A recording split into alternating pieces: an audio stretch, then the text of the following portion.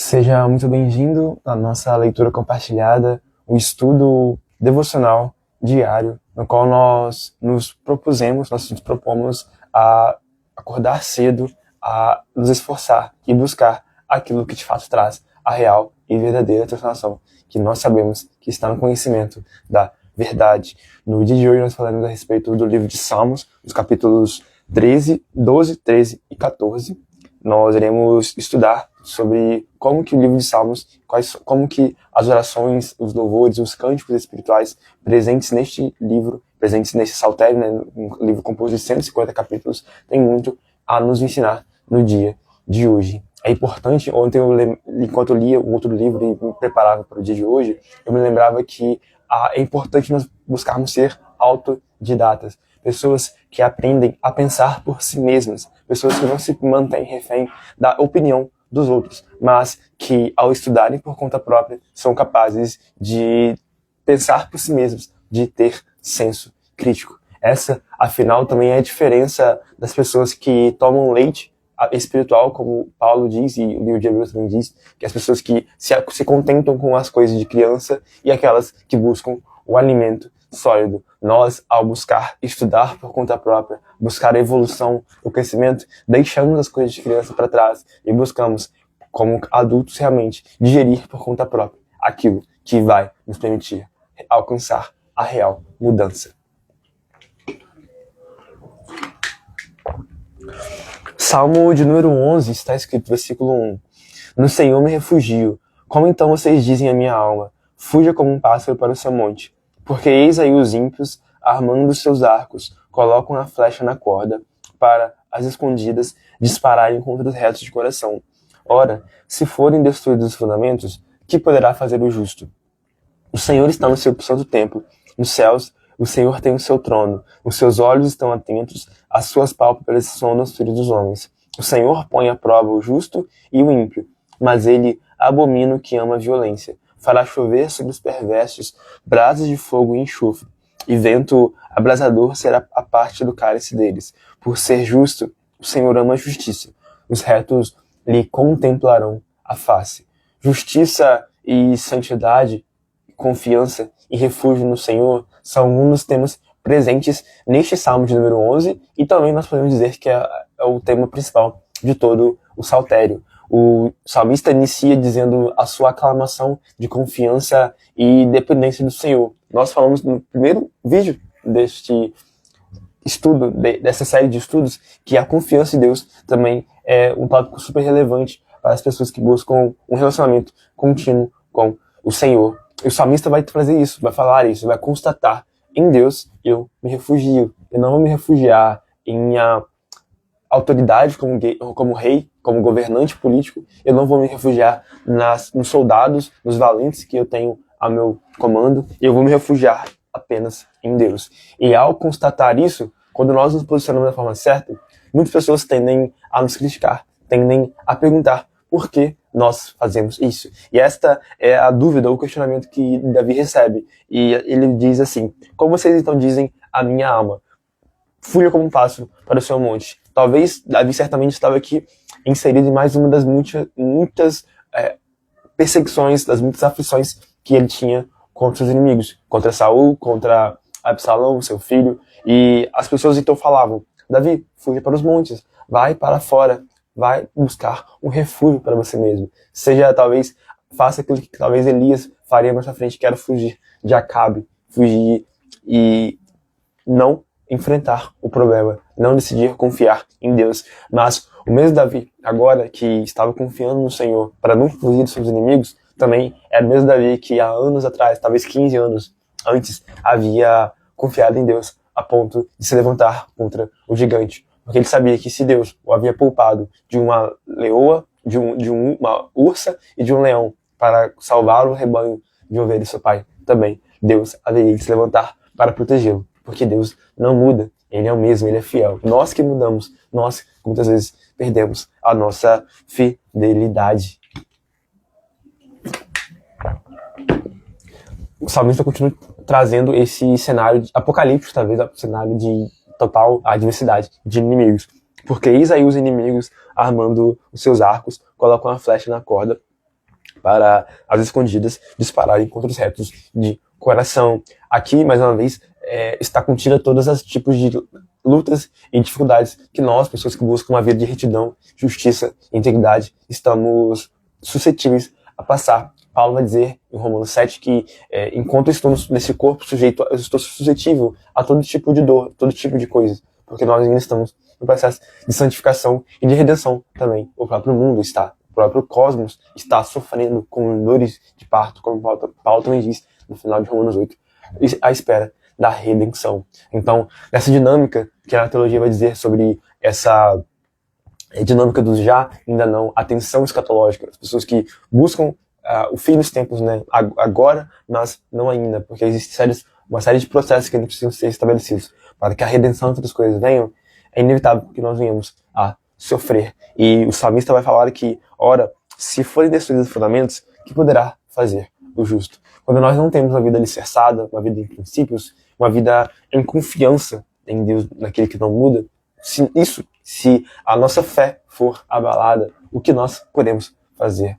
O salmista vai trazer aqui uma pérola muito importante sobre a valorização daquilo que de fato é relevante. Quais são seus valores, o autoconhecimento, a autoconsciência, conhecer a si mesmo e também o auto com a L, auto com a maiúsculo, conhecer a Deus, nos permite permanecer fiel, permanecer de pé no dia da dificuldade. É isso que Paulo também vai dizer em Efésios capítulo 5, se eu não me engano, ou Efésios 6, na verdade, sobre a armadura da fé, sobre vestir a couraça da justiça, capacete de salvação. Ele fala para nós vestirmos toda essa vestimenta de batalha de Deus para que nós não venhamos a perecer no dia mau, no dia da dificuldade. Tendo fé, tendo confiança, tendo esperança, tendo o amor, as três virtudes teologais, de acordo com a teologia, a fé, a esperança e o amor, tendo uma vida de devoção contínua, certamente nós não teremos os fundamentos destruídos, porque, como o salmista pergunta, ora, destruídos os fundamentos, o que pode fazer o justo? Quando nós perdemos a nossa justiça, não tem mais o que fazer. Por isso que é importante nós conservarmos aquilo que nós temos agora, para que no fim, no dia ruim, nós não venhamos a sucumbir. Os versos finais deste salmo vão falar, portanto, passando da ótica humana, da ótica da dificuldade, da ótica horizontal, e passa para a ótica vertical, celestial, divina. É isso que o salmista vai fazer ao mudar o cenário. No versículo 4 ele vai falar que o Senhor está no seu santo templo, nos céus, o Senhor tem o seu trono. O Senhor não perde o controle das coisas, ele não perde a mão, a soberania acerca das dificuldades. Ele está presente agora na Venezuela, quando ocorreu o terremoto. Ele está presente agora com várias pessoas que estão sofrendo de fome, de perseguições, de dores, de doenças. Deus está no seu santo templo e a tudo ele observa, sabendo que no tempo oportuno ele irá fazer uma coisa, a coisa certa, ele irá responder. O salmista vai concluir falando que os olhos do Senhor estão atentos, as suas pálpebras sondam os filhos dos homens. O Senhor tem nos seus olhos, né, a doutrina também da teologia, da onisciência, ou da ubiquidade. Deus está presente em todos os lugares, em todos os momentos. Prestes, né, suscetível, né, disposto a responder à oração, ao clamor daqueles que buscam, dos filhos dos homens que buscam a sua face. É isso que nós fazemos aqui, ao nós buscarmos uma vida de devoção mais desenvolvida. A conclusão do versículo 5 é que Deus coloca à prova o justo e o ímpio. Ele abomina aquele que ama a violência. Deus, portanto, vai trazer esta responsabilidade para nós, uma habilidade, uma ação, um dever de trazer a resposta. Será que nós devemos ser pessoas justas ou ímpias? E a justiça e a impiedade, mais uma vez, retoma ao primeiro salmo, aquele que vai meditar na lei do Senhor de dia e de noite, ou daquele que vai andar segundo o conselho dos ímpios. Qual é o posicionamento, a conduta de vida que nós estamos trazendo para a nossa vida? Porque aquilo que nós fazemos agora vai determinar toda a nossa vida eterna. Eu lembro daquele filme Gladiador, quando o protagonista, em um discurso prestes a entrar na batalha, vai falar: o que fazemos em vida ecoará pela eternidade. E também isso é real quando nós colocamos a perspectiva bíblica. Aquilo que nós fazemos agora, nós iremos colher no futuro, ou talvez agora mesmo nós iremos colher. Porque no versículo 7 vai concluir este salmo de número 11. Por ser justo, o Senhor ama a justiça. Os retos lhe contemplarão a face. Que nós possamos viver de acordo com essas duas bases, constatadas, contidas no final deste salmo. Amar a justiça e ser reto, buscar a vida de retidão, de santidade, de integridade e justiça. Porque essas pessoas que manifestam, que expressam essa natureza redimida, uma natureza que nasceu de novo, assim nós podemos contemplar a Deus e ver constantemente em sua presença. Salmo de número 12 está escrito: Salvo no Senhor, porque já não há quem seja piedoso. Desaparecem os fiéis entre os filhos dos homens. Falam com falsidade uns aos outros. Falam com lábios bajuladores e coração fingido. Que o Senhor corte todos os lábios bajuladores e a língua que fala soberbamente. Pois dizem, com a língua prevaleceremos, os lábios são nossos. Quem é Senhor sobre nós? Por causa da opressão dos pobres e dos gemidos dos necessitados, eu me levantarei agora, diz o Senhor, e porei a salvo aquele que anseia por isso. As palavras do Senhor são palavras puras, prata refinada em forno de barro, depurada 7 vezes. Sim, Senhor, tu nos guardarás, tu nos livrarás desta geração para sempre. Os perversos andam por toda parte, quando aquilo que não presta é exaltado entre os filhos dos homens. Uau, esta passagem é muito linda e traz muitos confrontos presentes até mesmo no dia de hoje, a respeito de dinâmicas e dilemas que nós precisamos nos levantar contra.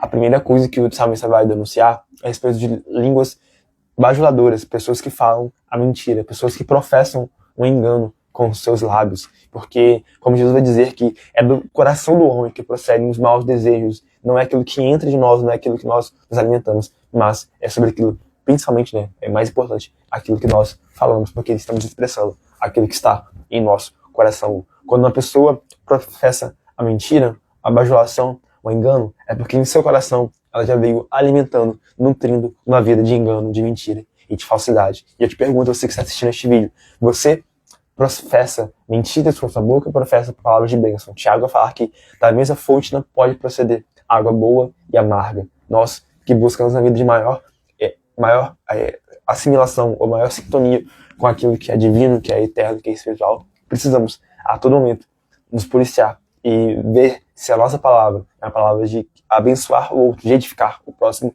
ou de destruir e de evitar que o outro seja evoluído a partir daquilo que nós falamos. Uma máxima que eu levo sempre para mim depois que eu li os livros de Napoleão Hill é de que a cada pessoa que passar por mim, eu tenho a responsabilidade de torná-la um pouco melhor. Se eu ver uma pessoa uma vez apenas na vida dela, que eu tenha pelo menos permitido que ela seja impactada, influenciada pelo meu bom posicionamento, pelo meu bom modo de ser, seja pelas minhas palavras ou seja pela minha ação, que ela possa ser transformada apenas com a minha presença. É claro que não é apenas por mim, mas pelo Espírito Santo que atua em nós, mas que nós possamos ser pessoas, canais de transformação, não pessoas abençoadas apenas, como Jacó queria ser abençoado a qualquer custo, mas pessoas como Abraão, que vão ser uma bênção, canalizar a bênção para os outros. Se o poder das palavras e a importância da verdade é a primeira denúncia que o salmista vai falar no versículo 1 ao 4 deste Salmo de 12, agora ele vai comparar a vida da pessoa que pratica a bajulação, que pratica o coração fingido com o próprio Deus, porque ele é o filtro maior, ele é o ponto, a bússola moral da nossa vida. Quando nós queremos ver se uma coisa é certa ou errada, precisamos olhar para o caráter de Deus e perguntar, será que isso afronta ou não a santidade divina? E o salmista, no versículo 5, vai concluir aqui que o Senhor vai, portanto, se levantar para pôr a juízo as pessoas que praticam a iniquidade, a maldade. Ele vai se levantar em prol dos pobres e dos necessitados e vai colocar a salvo aqueles que anseiam, aqueles que são prejudicados pela língua enganosa, pela boca falsa. E ele vai concluir com essa comparação no versículo 6, que enquanto os ímpios usam da sua boca para fazer o mal, o Senhor tem palavras puras. As palavras de Deus, o salmista faz aqui essa analogia com o ouro, com esse refino, vai falar que refinadas são palavras que são refinadas no barro, são depuradas 7 vezes. O número 7, vocês sabem que é o número da perfeição. Então, o Senhor, que é o perfeito em pessoa, ele possui palavras que são depuradas, palavras que são refinadas, palavras que são como pérolas e tesouros de sabedoria. Quando nós lemos Provérbios também, nós estamos fazendo essa leitura compartilhada, nós vemos que o sábio é distinguido pela sua capacidade de, em seus lábios, trazer conhecimento, trazer discernimento e também de saber falar em tempo oportuno. Quando nós buscamos, portanto, uma vida de transformação à imagem de Deus, precisamos buscar aquilo que nos aproxima a Ele. Certamente, uma palavra certa, uma palavra sadia, uma palavra boa, depurada 7 vezes, purificada, santa, também é aquilo que vai agradar ao Senhor e nos permitir ser mais próximos a Ele. A conclusão, do versículo 7 a 8, também é uma outra consequência, ou uma coisa que está muito presente no dia de hoje, que é a respeito da maldade, do alastramento, da difusão das pessoas com coração ruim nas sociedades. Aqui vai falar que o Senhor vai guardar e nos livrará dessa geração perversa, corrupta, caída, para sempre. Os perversos andam por toda parte. Isso é uma verdade, uma realidade tão próxima, tão verdadeira, quanto nunca nos dias de hoje, quando aquilo que não presta é exaltado entre os filhos dos homens. O salmista, no salmo passado, fala que, ora, destruídos os fundamentos, o que poderá fazer o justo? Quando os fundamentos, os princípios basilares, os valores que são eternos, são mudados, quando é certo, é tido como errado, e o errado é tido como certo, as pessoas perversas vão andar por toda parte. O provérbio vai dizer também que quando não existe visão, o povo se corrompe. Quando não há este alinhamento eterno, celestial, com princípios e valores, as pessoas vão se corromper muito fácil. É isso que está acontecendo aqui, essa constatação trazida pelo salmista e também que acontece conosco nos dias de hoje. Que nós não sejamos como as pessoas que praticam a bajulação, o engano com a nossa língua, e também não somos como aquelas pessoas que praticam a maldade, que vão inverter valores e princípios, mas que possamos ter um pensamento único, pensar naquilo que de fato vai nos elevar espiritualmente, humanamente falando, que é uma vida alinhada e alicerçada em princípios. Concluamos, portanto, a leitura de hoje, no capítulo 13 do livro de Salmos. Até quando, Senhor, te esquecerás de mim? Será para sempre? Até quando esconderás de mim o teu rosto? Até quando estarei relutando em minha alma, com tristeza no coração cada dia? Até quando o meu inimigo se exaltará sobre mim? Olha para mim e responde-me, Senhor, meu Deus. Ilumina os meus olhos, para que eu não durma o sono da morte, para que o meu inimigo não diga, prevaleci contra ele, e não se alegrem os meus adversários, se eu for abalado. Quanto a mim, confio na tua graça, que o meu coração se alegre na tua salvação. Cantarei ao Senhor, porque ele tem me feito muito bem.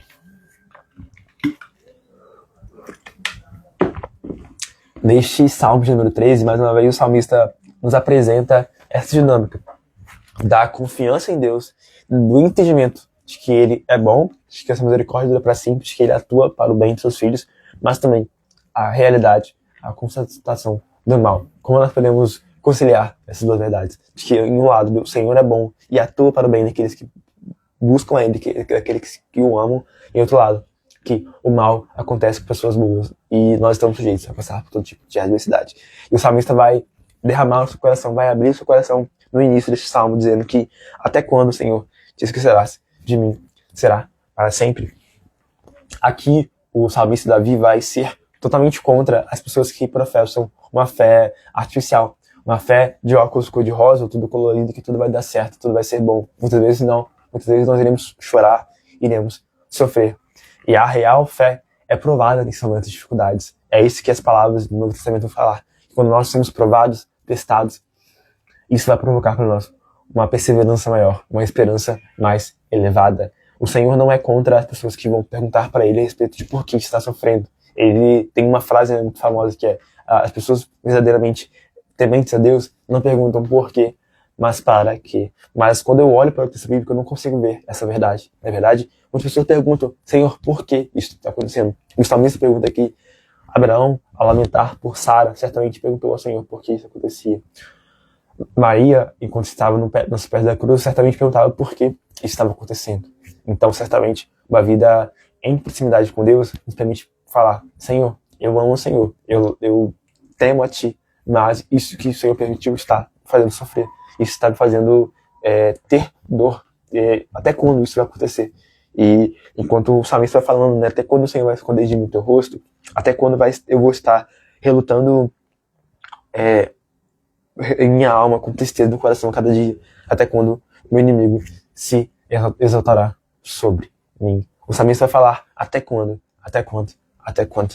Mas, ao mesmo tempo que ele pergunta ao Senhor sobre isso, sobre a sua condição de dor, de sofrimento, ele ainda confia no Senhor. Ao clamar para ele, no verso 3, ele vai dizer, olha para mim e responde-me, Senhor, meu Deus, ilumina os meus olhos, para que eu não durma o sono da morte. Portanto, o salmista, enquanto professava, né, tinha essa dificuldade em que seus olhos tinha o sofrimento, tinha a dor presente no seu coração, ele ainda conservava um coração puro, um coração temente ao Senhor, ao ponto de no verso 5 falar, quanto a mim, confio na tua graça, que o meu coração se alegre na tua salvação. Cantarei ao Senhor, porque ele me tem feito muito bem.